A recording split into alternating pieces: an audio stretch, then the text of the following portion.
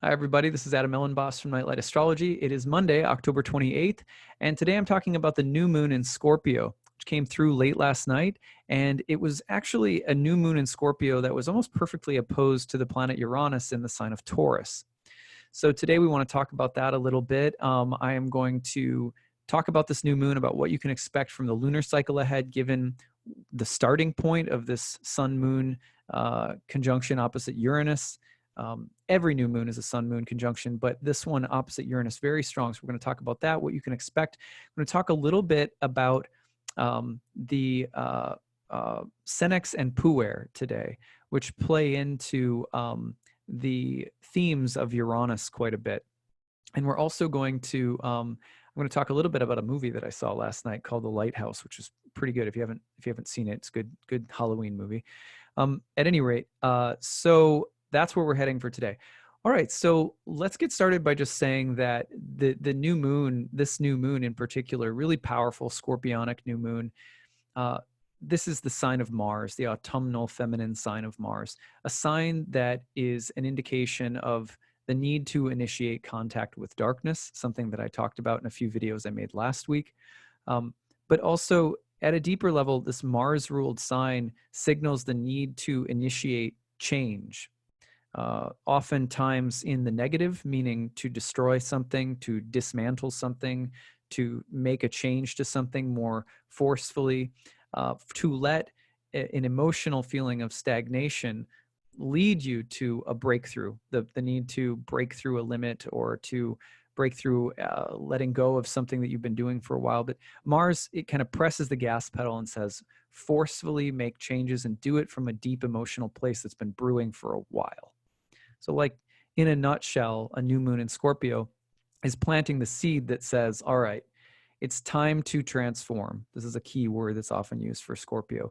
But the key to that transformation is going to be the appropriate channeling of will, emotion, and a deep instinctual understanding of what needs to be changed, where the change needs to happen, and when it needs to occur. So really important time to be in touch with your instincts and to channel, a deep level of emotional truth into, some intentional actions to make changes. Sometimes it's in the negative. We got a yin planet in a yin sign, right? Planets in yin signs like Scorpio point to oftentimes disintegration. So oftentimes this is more like the surgeon's scalpel of a new moon. That's saying, cut this out, change this over here through some kind of cutting or severing, through some kind of forceful action or confrontation that needs to happen. Hopefully we can do this all, with care, but that's the general idea. Now, when we pit this new moon against the planet Uranus, we have this really unique archetype that's taking place that adds into this need for change and newness, the kind of what sometimes is described as the Promethean archetype. I'm not going to launch into like a full talk about Prometheus. For those of you who know some of the mythology around Prometheus, we'll just keep it simple. Prometheus is a savior of humanity.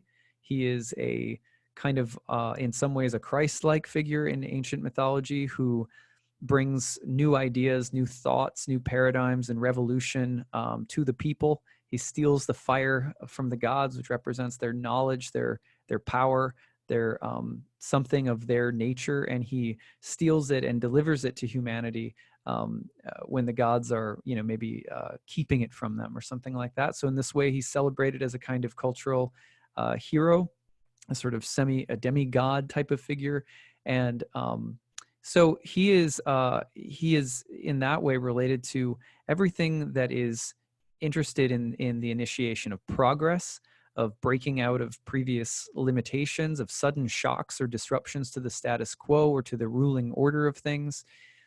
Uranus is a planet that is about invention and progress in the future. And there is a dark side to Uranus that we're going to talk about today in a minute. But when you have a new moon in a really tight opposition with Uranus in Scorpio, right, and then flip over to Taurus, what you're looking at is the need to initiate change while feeling the really intense dynamic tension from Uranus saying, this is not any kind of change. This is a paradigm shift. This is liberation. This is waking up. This is challenging the status quo. This is progressive. This is about greater freedom and autonomy. This is about agency, right? So it has that feeling like a big breakthrough. Now, right, it's interesting that this new moon coincided with, this big sort of Mars-like battle cry. We killed a great terrorist, right? This is the feeling of the new moon. There's something new happening, and it has that kind of, it's really Mars. It's like, go do it, or we did something, or it's victory, it's will, it's force, it's muscle, it's strength, it's do and be and go and enact the change. It has that kind of force behind it. And it has that feeling of, breaking out something that has been locked in for a long time, getting broken open. We've been hunting this guy forever. He's been like this, and he's had control over this. And now, it can get a little grandiose. Like now the war is over, right? We've the ultimate victory, this kind of thing. But ultimately, the archetype that I'm trying to point to, that's going to be personal to each one of us, has to do with, how do I initiate changes right now? And those changes are coming from the place of needing greater freedom or inventiveness, or the need to break out of something that's been locked in or stuck for a long time. Okay, so that's the mood of the lunar cycle ahead. That's what's toning the lunar cycle ahead. Sounds great, right? It's like, well, what can you expect from a lunar cycle like this? You can expect that the desire or need to break out of the paradigm will dominate your thoughts, actions, feelings, and the flow of events. It can come suddenly right away towards the beginning of the lunar cycle, especially right after this opposition with Uranus. It can be more pronounced. Now, the other thing that can happen as the moon cycle wears on is that because these are fixed signs or solid signs, Taurus and Scorpio, the changes can unfold a little bit more gradually than they would if, say, we were dealing with cardinal signs or even double-bodied signs, mutable signs. So the fixed or solid nature of these signs says the change or the disruption to the status quo, the sudden shift, rebellion, revolution that this moon cycle wants to enact with some degree of force and emotional intensity is going to take a little while to play out. It's like the quality of time, the season of time associated with it is a little slower. So just watch for it to unfold, especially up to the full moon, which is going to take place in Taurus in the sign of Uranus. It's about 2 weeks. Okay, now what's the beware of this moon cycle? And this is where I want to tell you about the movie I saw and tell you a few other stories. So the movie that I saw last night, thanks to my wife, who let me sneak out for a late night movie after the kids were in bed, was a movie called The Lighthouse. It's got the guy, I think his name's Robert Pattinson. He was the vampire in the vampire movies. I forget what they're called. And then the co-star, really the star, but the co-star also was William Dafoe. I can't remember his name either. Sorry, I suck at names sometimes.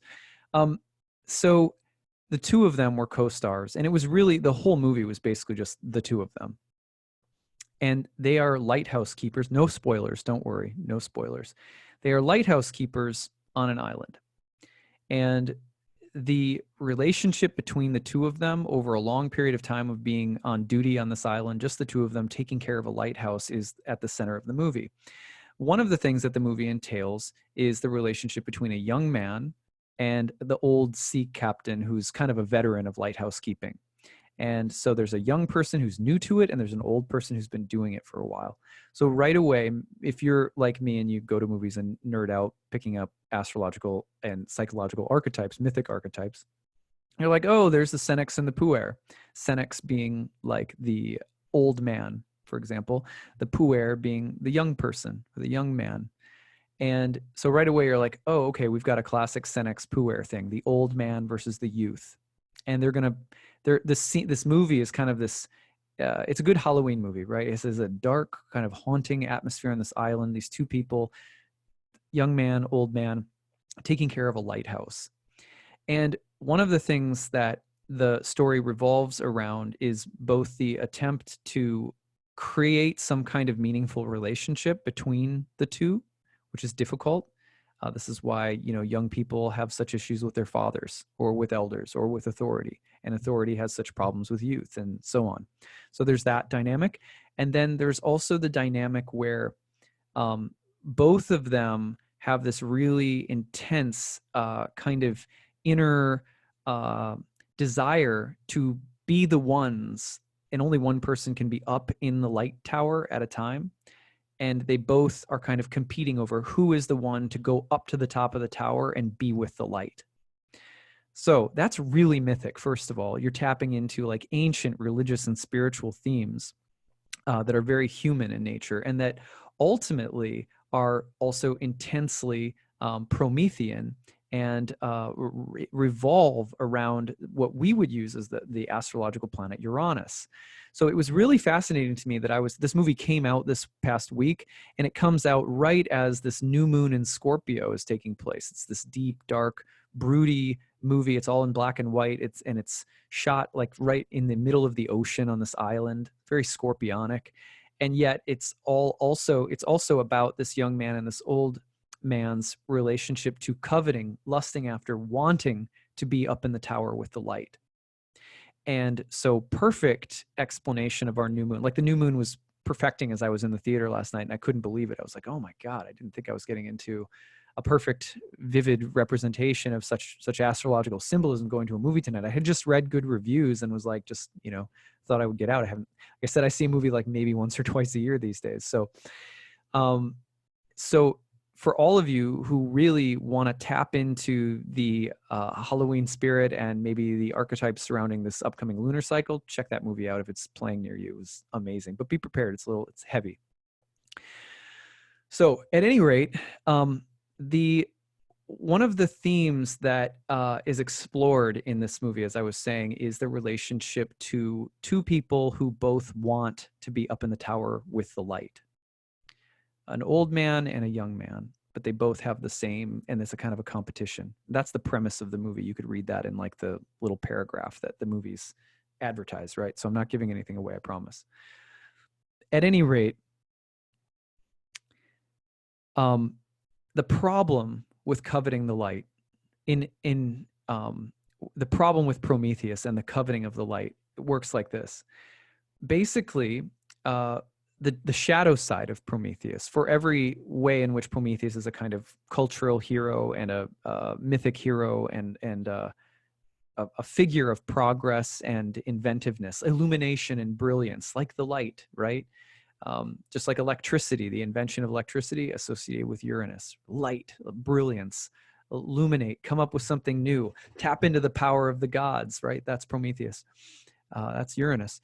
Well, the other thing that goes along with that desire for the light in the Promethean story is the transgression that is involved in taking it, in stealing it, in coveting it.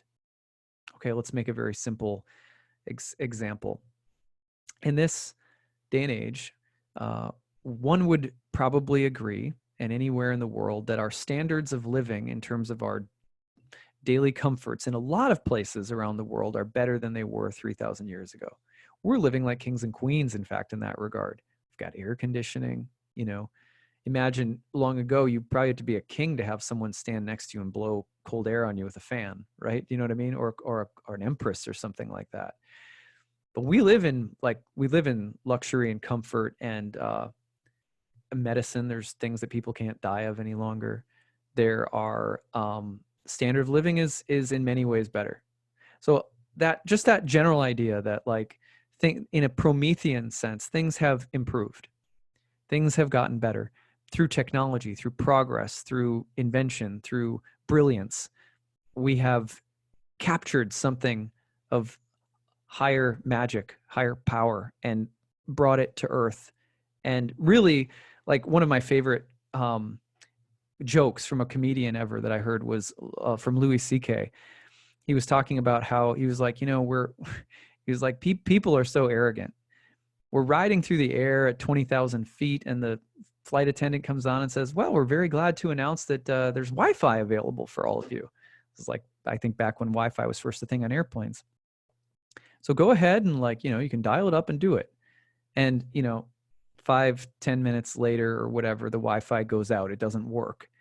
And the guy sitting next to me, here's Louis C.K. being like, the guy sitting next to me is griping like, oh, I can't believe this. What a crock. And Louis C.K. jokes, he's like, can you not just like take inventory for a second? Like, how disappointed can you be? 10 minutes ago, you didn't even know that this technology existed. Now you're feeling entitled to it. You know what I mean? He was like, look around you. We're flying through the air at 20,000 feet in like a tin box sitting in seats. You know, we're flying like birds, 1,000 miles through the air. Like, what is your problem? That joke always just kills me because it's so true, right? As soon as there is some grasp of higher power, of higher force, of higher brilliance, instead of being amazed by it and just being respectful and appreciative and like, wow, it's really incredible, not feeling entitled to it, immediately it's like, no, well, now that's mine. That's my power. That's immediately it feeds into our selfishness, right? So Louis C.K. is obviously making a really good joke about that. Similarly, Prometheus steals the fire from the gods, and it's a transgression to do so. Even if he's justified, even if he's celebrated as a hero, there is a kind of mythic archetypal transgression that happens when we steal light from the gods, when we steal light from higher sources, when we are enamored with the light to the point where we try to take it, harness it, make it our own. This is where Uranus is involved in, nuclear holocaust. The nuclear bomb, right? This is where Uranus is involved in the fact that even though our standards of living are nicer today, in many ways, it has come at the cost of the health of our planet and the health of the environment. So Uranus has this thing. It's like Frankenstein. Yeah, you can make it, but did you just make a monster, right? Yeah, the light is amazing, but it does blind you if you look right at it. So there's always this thing with, the arrogance of progress. In our modern age, for example, I'm always stunned at how many people say, oh, I don't need to learn anything about ancient astrology because, we've come so far. We're so evolved. We're so enlightened. And I'm always, my question is always, well, how could you know that? I mean, just in general, really? Like about everything? Have you, do you know what I mean? Like, and well, have you read anything or studied anything about ancient astrology? And if you haven't, then how can you really make that claim? That's the arrogance of Uranus. That's the arrogance of progress, of enlightenment, of, right, coveting the light, of wanting that light for yourself, of wanting its power, even if it can do brilliant things that maybe are worth celebrating sometimes, even if that spirit can be captured, or even if it graces us in some way and allows us to do amazing things and makes heroes culturally, Galileo or Einstein or whatever. But still, there's this, it's tricky because when we get enamored with that light, we can become raving, entitled, hubris-filled lunatics. We can just become completely crazy. So, the moral of the story here that I want to talk about with this lunar cycle is to be very careful of the way in which we're going about trying to create the changes that we want to create. Because when we go after them, when we accomplish them, or we go after them with the spirit of pride, of, yes, I've harnessed the power of heaven. Yes, I've harnessed the spirit of change and transformation. And yes, I'm breaking out of the old paradigm, and like that. You have to be very, very careful because that power is not ours, right? It's not, we don't know how to wield it very well. And the times that we do wield it, really, it's wielding us, and we don't really recognize it. And so, Uranus is a tricky thing to deal with constructively. So I want to read you guys something from an essay by James Hillman. This is from a collection, actually, of essays that he wrote called Senex and Puer that were put together. Actually, this was put together posthumously after he died, but it's called the Uniform Edition Senex and Puer. But you can find, if you look up James Hillman, Senex and Puer, you can find a lot of really interesting things. This is an article, or an essay that he wrote called Notes on Verticality. Notes on Verticality: Creation, Transcendence, Ambition, Erection, and Inflation. And I'm just going to read you some excerpts from this because I want to get at this Puer, the shadow of the Puer that's present with the new moon opposite Uranus, which is the planet so intimately connected to the Puer.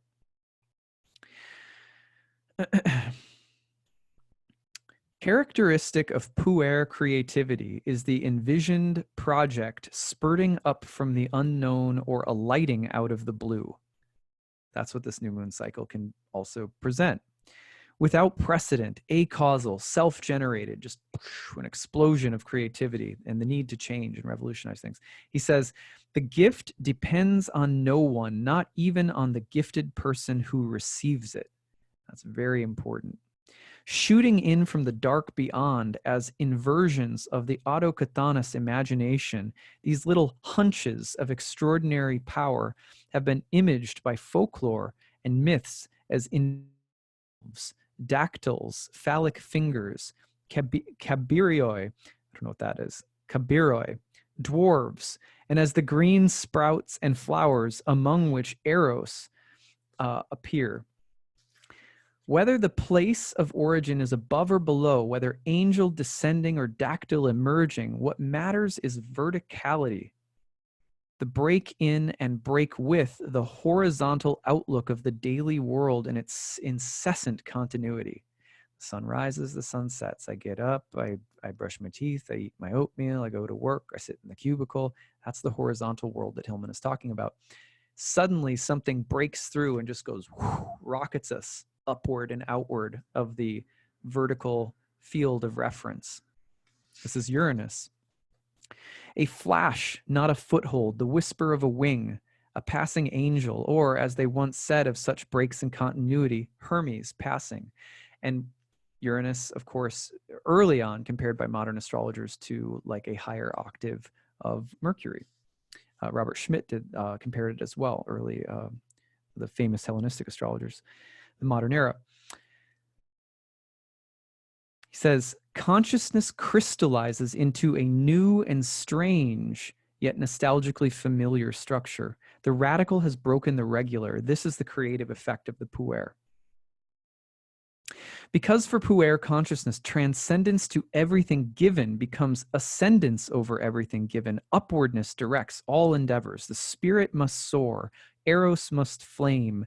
Insight must produce the overarching view. Icarus would reach the sun. Bellerophon sails skyward on a horse's white wings. Phaethon races the solar chariot through the heavens, all unable to inhibit the upward compulsion, at home in the air like falcons, whirling and sailing among thoughts, schemes, and fantasies of amazing actions. Isn't that beautiful? There's Prometheus. There's the dazzling light that we're so inspired, so moved by, that has done so many inventive new things that propels us forward. So let's come back to a conclusion that he makes.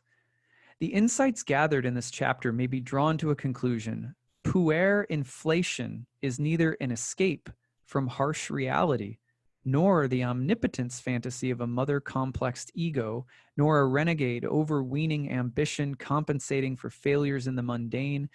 The solar drive of Horus is stated clearly in the text quoted earlier, to overcome the gods of old and go beyond the Father. The Puer's call is to refound the order of things from heaven downward. The base must be above existence, a ground of being similar to the Kalem of alchemy, in which the sky above, the blue heavens are imagined to be imagination itself, a solid blue empyrean peopled with presences that send down fiery lights. To reach that ground, one must ascend. Ascension offers a further vision for grounding, a different order, a vision that sees with the eye of the sun looking down onto the world. It must look down, and that to us who walk the mundane plane is the very definition of arrogance. The ascensionist pull also explains why this archetypal structure does not mature, why Puer men do not grow up. The cosmos is restored not through time but through vision. Dedication, not development, not experience. Enthusiasm, en theos, the God within, filled with the wind of the gods. This is the Puer. the Puer, he says, is the cosmos is not restored through time and it's not restored through time and dedication or development or experience. It's changed through enthusiasm, right? It's changed through spirited, enthusiastic newness. That's Uranus. That's the Puer in a nutshell. And that can be a good thing, and it can also be an incredibly arrogant thing, which is why the figure of Prometheus mythically is chained to the side of a cliff for his transgression, where the birds of the sky, a great eagle, if I remember correctly, or a vulture, bird of flight, a bird of the heavens, comes down and pulls out his entrails, plucks them out. Every night he is restored only to have the same thing happen over and over again. Which figure is it that ends up taking the place of Prometheus? It's Chiron, the wounded healer, a Christ-like figure. Prometheus in himself is sort of a Christ-like figure, but Chiron comes to take his place. And this is really interesting because Chiron is a figure who represents really the idea of the potential for the cross to be an integrating place. And that's a whole nother story, but the torture that he's experiencing, for it to be an experience of immortalization. But that's when Chiron gets involved with the story. In the meantime, the important thing for us to note is that dazzlement with the light and the idea that the only thing that creates meaningful change is enthusiasm, fixation on the future, progress, enlightenment, evolution, go upward, that all of that has as its dark side the transgressive state. The transgression meaning that there is something about that we experience as arrogant, and that the gods, that karma itself punishes. This is why very closely related to the Promethean story is the Luciferian or the Luciferic story, the story of God's most brilliant angel who coveted or lusted to be like God and hence fell from the heavens. Transgression, punishment for trying to fly too high, right? For wanting too much light. And he's depicted as a winged angel who falls. So Prometheus and Uranus have this quality of being about invention and progress and the dazzlement of light and consciousness that can break us, that God can be filled within, and enthusiasm, and we break out of something. And that's what this moon cycle is about for the next month, very powerfully, with it exactly opposite Uranus. But we have to be aware of the shadow side of enthusiasm, which is arrogance, the shadow side of charisma, which, how many world leaders have there been, for example, who have used charisma and some grand vision to enact terrible atrocities? That's Uranus as well. This movie that I was mentioning, The Lighthouse, centers again around Prometheus and the Senex and Puer, the old man and the young man, and their relationship to the light. And so I can't recommend it highly enough for a study in this month's lunar cycle. Plus, it's just a really well-acted, awesome, really well-done movie. But at any rate, the other thing is I want to share a story with you guys that embodies this. So oftentimes in my astrology practice, and I think I have the benefit of doing this, I'm not saying it would work for everyone to do this, but I think I have the benefit of doing this because I work with astrological archetypes like every single day. And that is to spend time, and I also have I try to keep a very rhythmic daily spiritual practice with my mantra meditation. When there are transits that are coming up and I want to understand them, I will go into weeks and weeks and weeks worth of contemplating them in prayer time every day. And oftentimes that's when I receive, some insights. So, but other times, as you know, if you listen to the video series I did on karma recently, I'll be praying about something astrological, and then something will happen that will become really instrumental to understanding more about getting some kind of answer to the question I was asking. This happened to me recently when I asked, can you change karma? And, almost destroyed my foot a few times in a day. So At any rate, about a year ago, I was in India.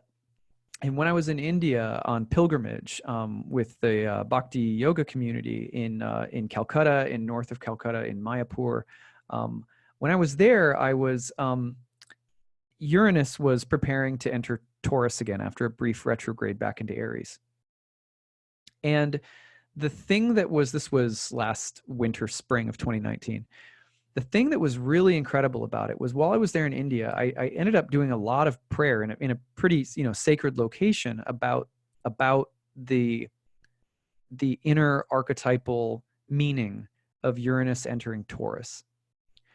So here's the thing about Taurus is that it's a Venus sign, right? And what does Venus represent? In a broad sense, Venus is, what do I desire? What do I want? What makes me happy? What do I think will make me happy? What do I like? What do I find appealing? And what do I not like, or what do I find unappealing or ugly? But it has a lot to do with desire and like, hey, I enjoy this. Hey, I want that. Hey, this is beautiful. This attracts me. It's a lot to do with our attractions. So isn't it interesting? And this is an earth sign, Taurus, too, that we have Uranus, this Promethean energy, entering a sign that has so much to do with beauty and desire and also the natural world and so forth. So I'm just thinking about that, and meditating on it, kind of praying and like trying to understand what this archetype was about. And this is what happened to me. And I told this story like last year, so some of you may remember it. But I was there for a big ceremony, the Maha Abhishek. There are these deities in the temple in Mayapur. They're very tall, and they are bathed. The Abhishek is when you bathe the deities on the altar and clean them and give them a bath. And so they're being bathed, and this attracted thousands and thousands of pilgrims. So it was just packed. I mean, completely packed. And so I wanted to get into see the deities on the altar in the temple, right? I wanted to see them. And I did what a lot of people were doing, which was, try to filter in like a rugby match, like shoulder to shoulder, like crazy mosh pit style, trying to get into the temple. And what happened along the way was there was like a restricted area that was for women, children, and families who had like already gotten tickets of some kind. And basically the mob like broke through it and filled into it. And because there wasn't much security and it was pretty kind of informal and sort of thrown together, this section just got completely overwhelmed with all of these pilgrims who were, just rushing toward these beautiful golden deities, really tall, like 10 feet tall, 12 feet tall. And they're just like rushing towards them. And this area, this vulnerable area of women and children got overwhelmed. And I just went like, wow. And I was part of it because I was in the crowd, but if you've ever been at a concert, when a crowd all of a sudden goes whoosh and you just get sucked with them. And I had the thought, like, I shouldn't be here. I need to get out of this. This is not like this is something else is taking over here. And I was looking through the crowd, and everyone was looking as this amazing music, really intense, is pouring through, and there's milk and the water from the Ganges and yogurt and honey, just and like juices and flowers just being bathed over these deities for hours, right? And we're at this, everyone's rushing forward as it's beginning, and the music, everyone's trying to get up there. And there was this effulgence coming from the altar, right? This effulgence of light, like coming from it. Everyone's just groping towards it. Amazing. I mean, it was such a scene. But I realized in the midst that something's not right with this, because nobody here that's lunging towards that light is realizing that we are completely, this crowd is like swarming out a restricted area for women, children, that needed like a little space to nurse or to, you know what I mean? And they had probably maybe even, I think, paid a ticket for it or something, or something like that. But it was a vulnerable space that was just being flattened, and no regard given to it. And so after a little bit, I was like, I can't be doing this. Like, something's wrong about this, even though I know this is a really sacred ceremony, and I would love to be closer so I could see it. But something about this has gone wrong. So I pushed my way out. And I was sitting in the courtyard, and I just was doing my japa, my mantra meditation with my beads, just kind of sitting there listening to the music. I couldn't see inside the temple. And I heard this little voice inside. And I'm sure you guys have had little lessons like this before in different areas of your life. The little voice inside was like, you can see me better from right here anyway. And it was like the simplest, most reassuring, beautiful little insight. You can see me better from right here anyway. And I'll never forget that. It was just a moment that it deepened my faith in just this incredible way. And then one of the things that happened was, like, maybe a couple minutes later, I was sitting there doing my japa, and I had this other insight rise up that said, what you just saw is Uranus in Taurus. It's the rush for the golden bull, the golden apple. We're blinded by the light that we seek. It's a funny thing. One of the things that shows up in ancient yogic texts is that you need the sun to see the sun. What is the most necessary ingredient for seeing the sun? It's the sun itself. But similarly, even though the sunlight is what gives us the means of sight to see and understand the source of our vision, we can't look directly at it. It blinds us. Can't look directly at it. This is a teaching really about all solar archetypes, but Uranus being one that has the zeal of capturing something of the light, capturing something of the higher spiritual vision. It was a very powerful moment for me of, okay, wow. So similarly in Bhakti Yoga, there is a verse. Let me grab it actually.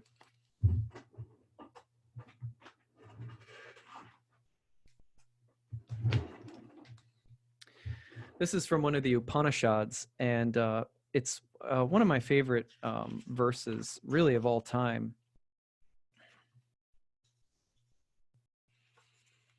This is called the Sri Isha Upanishad.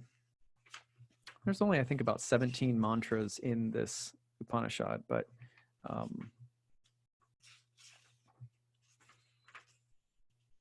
here it is.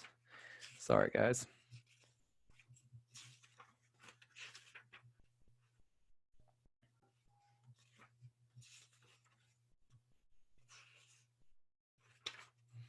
So that way, here it is. Okay. Oh my Lord, this is mantra 15 in the Sri Isha Upanishad, by the way. Oh my Lord, sustainer of all that lives, your real face is covered by your dazzling effulgence. Kindly remove that covering and exhibit yourself to your pure devotee. I love that verse so much. The next verse, O my Lord, a primeval philosopher, maintainer of the universe, O regulating principle, destination of pure devotion, well-wisher of the progenitors of mankind, please remove the effulgence of your transcendental rays so that I can see your form of bliss. You are the eternal supreme personality of Godhead, like unto the sun, as am I. Really beautiful verses, but what do those verses capture the essence of? Let's go back to that idea about the sun. You need the sun. It's the most necessary ingredient for vision, by means of which you can see the source of light and vision itself, the sun. However, if you look directly at it, it blinds you. So at some point in our spiritual lives, we have to recognize that, and we have to call out and say, Dear Lord, dear source, dear higher self, please reveal yourself to me in a way that is personal. Reveal the blinding light. I can't look directly at you because you're so bright. Please remove that glow of light from around you so that I can see what's behind it, the real you. So sometimes we mistake in spiritual life the idea that the light is divinity, that the light is God. Actually, oftentimes, when we say that, when we get into that, what it's revealing to us is that we have not yet been able to see and have relationship with divinity that goes beyond the dichotomy of light and dark itself.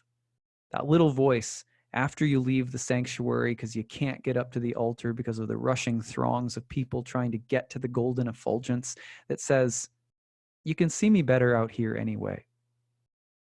You know what I mean? So sometimes in life with a Uranian new moon like this, the lesson is, how do I create progress in my life? How do I create that breakthrough in my life without thinking that this, without kind of coveting and getting so amped up and so high on something that we want in the future, some change that's going to happen, that we lose sight of the divinity that's sitting right before us. It's like the oldest story in the book, right? So we have to be careful that when we're feeling that enamorment with light, that we repeat, we say, actually, it's so bright, I can't see you any longer. Let me tell you another story.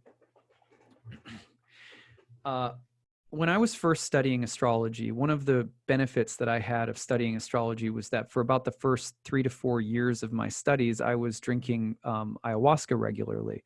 And the benefit of that is that if you're committed and you're in a safe space and environment to study ayahuasca shamanism, the visionary space of ayahuasca can help create a lot of illumination. And yet you have to be careful, because ayahuasca, like LSD or any kind of psychoactive substance, is also very Promethean. Let me go see the light. Let me slam the potion and try to jet upward toward the light. You know what I mean?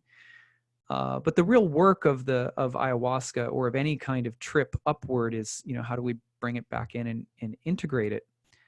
Because otherwise the transgression sin comes and we end up splayed out on a rock somewhere, chained to the earth, being punished because we flew too high, blinded by the light, because we couldn't take time to say, actually, I can't really see you anymore. We become stunned by it, hypnotized by it. So ayahuasca can be like that too. But one of my ceremonies where I was in the midst of the ceremony and I had a Uranus transit in my chart that was very pronounced at the time. So I was meditating a lot on Uranus. And this very interesting thing happened. I don't think I've ever shared this story, by the way. This is, I think, my wife knows it, but I don't think I've ever shared it with anyone else. So I was participating in a group called the Santo Daime, which is a Brazilian ayahuasca-based group. So I was with that group for quite a while. Anyway, in that group, part of what you do while you are in the heart of an ayahuasca ceremony is, so they're called works in the Santo Daime tradition, which is from Brazil. But you are dancing and singing, and that's your anchor, right? It's like your pranayam to keep you in the zone. But what's happening is, of course, your mind and the distracting patterns of the mind, the grahas, the grabbers of the planets, your karma, your stuff, your samskaras, they're trying to grab you and take you all over the place. And they're much more vivid and pronounced than usual because of how you're opened up. And so you're singing these mantras, these songs, calling out to the divine, asking for protection, learning, wisdom, healing, and you're witnessing the way in which your mind is going. And most of the time in ayahuasca ceremonies, you'll hear people be like, oh my God, the visions, they were so horrifying, so terrifying. And that part was really bad. But then they'll say, and the good part was like, I had all this insight into this or that or whatever. So as is typical, people go through this visionary experience. And in the beginning, they're taught to really, work through and find your center for the difficult stuff. And then, really bathe in the nice light visions. But my teachers early on, both in Peru and in the Daime tradition, were like, don't get distracted by either, right? Because when you get taken off by a brilliant vision of the angelic, it can also make you really manic. It can take over your heart rate. It can take over your breathing. It can commandeer your vehicle just as much. And just because something appears really light and brilliant doesn't mean that it's actually good. And just because something appears very dark doesn't mean that it's actually evil. We have such limited ability to really see things. until we cultivate inner vision. So this is the message of many of the real ayahuasca lineages in the world, is you sit in the medicine and you sit with it to try and obtain real vision, which happens not by having a vision, but by witnessing all different kinds of visions over a long period of time and being able to sit in them as a soul, the meeting ground for the vision, developing discernment, developing a relationship with all kinds of visions, all kinds of spirits, right? So at any rate, I was moving through a period of time where I was learning this in particular, where I was learning in the space of the ceremony not to get sucked into the beautiful, angelic, heavenly visions, because I was realizing that they often were red herrings. They weren't really taking me in a positive direction. Native Americans sometimes called marijuana the liar for the same reason, because it'll make you think you're making progress when you're actually just sitting on the couch.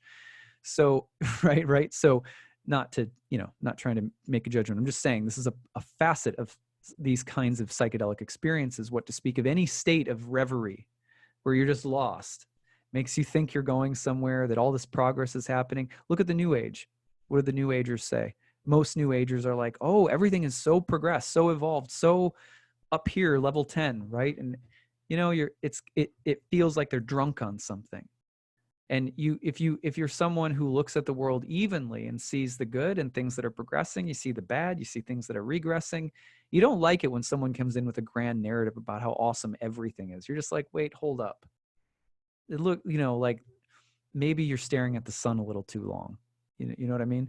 So similarly, in this ceremony, that's what I was learning. I was at a stage in my development of drinking over many years where I was learning to be more centered when the good shit came. Do you know what I mean? When the good visions came. Excuse my French.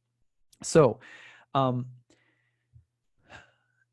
this particular vision that came up was like this. I started getting sucked into this whole like fantasy about this way in which, my work in the world could evolve, and all of these things that I needed to do to work on it. And I mean, it was just such a compelling vision of like, this is your promise. These are your abilities. This is the audience that needs you. This is the people to serve. This is the way to do it. This is, like this whole set of intentions just dropping down like lightning, just blue lightning just hitting me and being like, oh, like that. All of a sudden, and I had been praying in the medicine space, like, all of my guides, all the good spirits out there, calling on my own soul, calling on God, like, help me to stay centered when really the good visions come, because I tend to get really lost in those. I don't stay present. I stare at the sun too long. And what happened was really interesting. I didn't know it, but beside my body, right, my hand started automatically snapping while I was like enamored with the light in this fantasy vision. And I'm telling you right now, like this, the vision was very compelling in terms of like this amazing sequence of things that would happen that I should do or could do or whatever. And, and it was very inspiring. It felt like motivated by good, virtuous things and insights and whatever. And I was getting lost in it. What I didn't realize was that I was starting to stumble a little bit in the line, and we were keeping an orderly fashion of a dance that's happening. And I was starting to like stumble in the line, and my eyes were closed rather than open, which is open and looking at our altar in the center is how we find a drishti, like a focal point. And, so I was drifting, like that. And also, I was starting to slur my words of the song. I wasn't paying attention. I wasn't looking at the music anymore.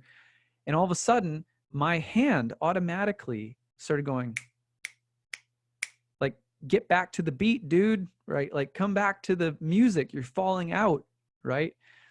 And then I like noticed, and this actually, if you've ever been in a ceremony, you'll know that this kind of experience is really common when you fall in and out of awareness that you're not in the present. But this was really special to me for this reason, that come back, right? It was when I realized that my finger was snapping and that I had lost the beat, and that there was this beat being kept. I zapped back into my body and I was like, wow, there was one of those positive things that I almost got lost in, but I came back because of the snapping. And then, you know, my crazy brain at this point goes, but wait, who did the snapping? Where the hell did the snapping come from? Because I was up in the vision. How did I know to snap? I didn't tell myself to snap. I just started snapping. Who did that? Where did it come from? And then instantly in my like little visionary space, I saw a picture of something like myself, but older, wiser, and in the future. And I just heard this simple, it was just like a little simple voice that said, your future self who knows how to be more present.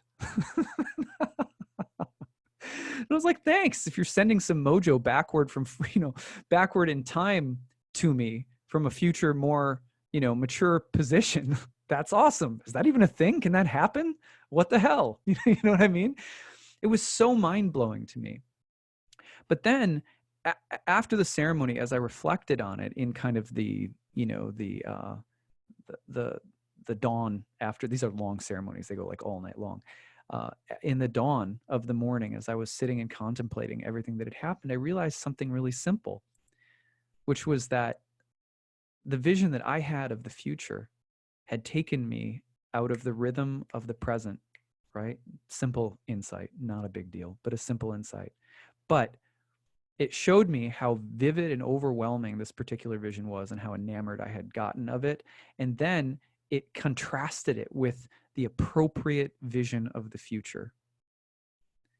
The appropriate, wise, evolved version of me in the future was not someone who was going to come up with all of these ways of fixing myself, perfecting myself, and then having some great, grand success in some creative, spiritual, this whole charade.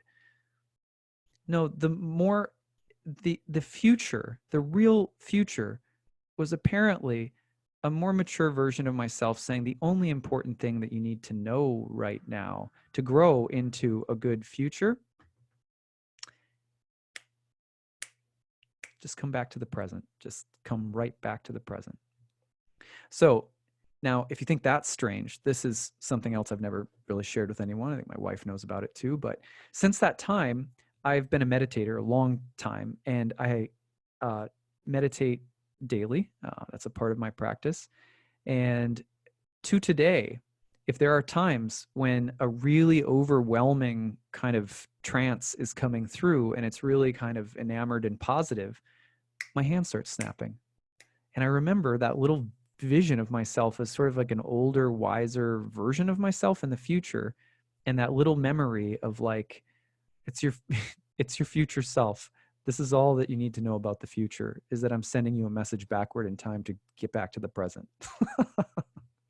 So like, I just, for whatever reason, that was like, it's something that keeps happening to me. It happens when I meditate. It's just this automatic response to get back. And I always have that memory, and it's always very dear to me. So it was a very similar voice, and it was a very similar feeling after I had rushed the altar accidentally with the mob and tried to crash toward the golden effulgence of the light and gotten pushed back, and seen these people get run over, and then I get out of here, and then I go sit down. I can't see the golden altar at all, and I hear that little voice saying, "Oh, you can see me better here anyway." So this new moon cycle, I tell these stories because I want all of us this month spiritually to meditate and ask the question about how do we marry progress with presence? How do we marry the idea of wanting to go towards the light with the fact that in order to really be close to the light, we need to be careful that we're not just staring at it and rushing upwards toward it? Can we imagine a version of progress that has nothing to do with outcomes in the material world? It has to do with the quality of our inner life, of our heart. Please let me read this verse to you one last time. O my Lord, sustainer of all that lives, your real face is covered by your dazzling effulgence. Kindly remove that covering and exhibit yourself to your devotee.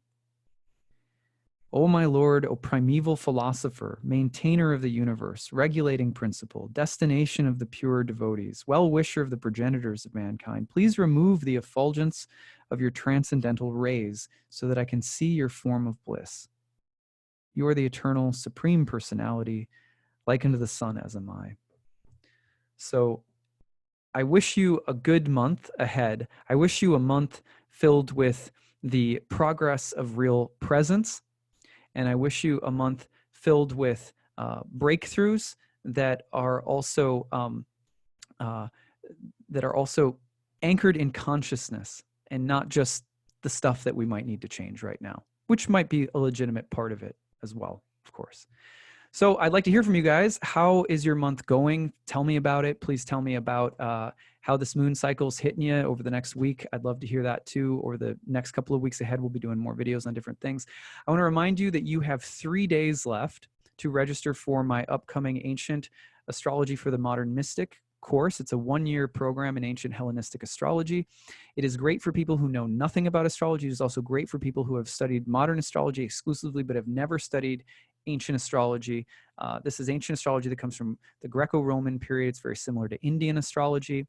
It is a more kind of objective organized, scientific, karmic analytics, you could say. It's very beautiful though, and it's still, as you can tell from the way that I interact with astrology, the ancient astrology is filled with mystical, spiritual, and psychological richness that is just really profound.